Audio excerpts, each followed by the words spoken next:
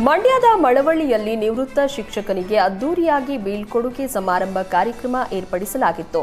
ಮಳವಳ್ಳಿಯ ಬಂಡೂರಿನ ಶಾಲೆ ಶಿಕ್ಷಕ ಶಿವಕುಮಾರ್ 35 ವರ್ಷ ಸೇವೆ ಸಲ್ಲಿಸಿ ನಿವೃತ್ತಿಯಾಗಿದ್ದಾರೆ.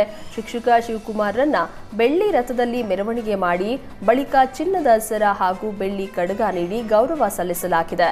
ವಿದ್ಯಾರ್ಥಿಗಳಿಗೆ ಉತ್ತಮ ಶಿಕ್ಷಣ ನೀಡಿ ದಾರಿದೀಪವಾಗಿದ್ದ ಶಿಕ್ಷಕನಿಗೆ ವಿದ್ಯಾರ್ಥಿಗಳು, ಗ್ರಾಮಸ್ಥರು ಗೌರವಯುತವಾಗಿ ಬೀಳ್ಕೊಡುಗೆ ಕೊಟ್ಟಿದ್ದಾರೆ.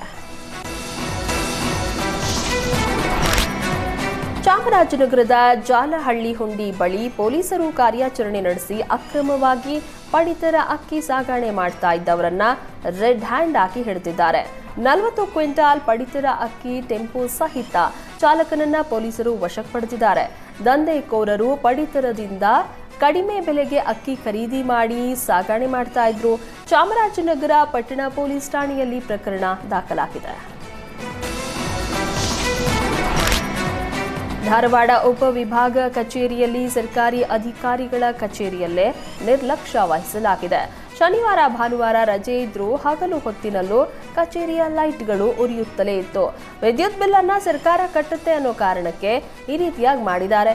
ತಮ್ಮ ಮನೆಯಲ್ಲೂ ಇದೇ ರೀತಿ ಮಾಡ್ತಾರಾ ಅಂತ ಸಾರ್ವಜನಿಕರು ಉಪವಿಭಾಗ ಕಚೇರಿಯ ಅಧಿಕಾರಿಗಳ ನಡೆಯನ್ನ ಪ್ರಶ್ನೆ ಮಾಡ್ತಾ ಇದ್ದಾರೆ.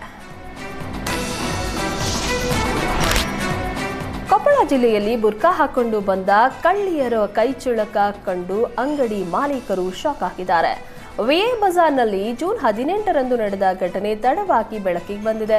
ಬುರ್ಕಾ ಧರಿಸಿಕೊಂಡು ಬಂದಿದ್ದ ಇಬ್ಬರು ಮಹಿಳೆಯರು ಕ್ಷಣ ಮಾತ್ರದಲ್ಲಿ ಗೃಹ ಬಳಕೆಯ ಸಾಮಗ್ರಿಗಳನ್ನ ಬಟ್ಟೆಯೊಳಗೆ ಸೇರಿಸಿಕೊಂಡಿದ್ದಾರೆ.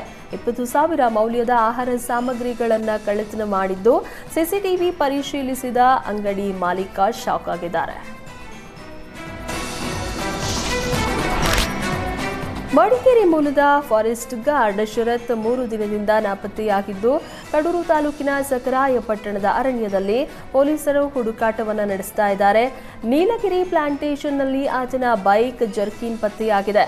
ಸಕರಾಯಪಟ್ಟಣ ಪೊಲೀಸ್ ಠಾಣೆಯಲ್ಲಿ ಪ್ರಕರಣ ದಾಖಲಾಗಿದ್ದು, ಹುಡುಕಾಟ ಮುಂದುವರೆಸಿದ್ದಾರೆ.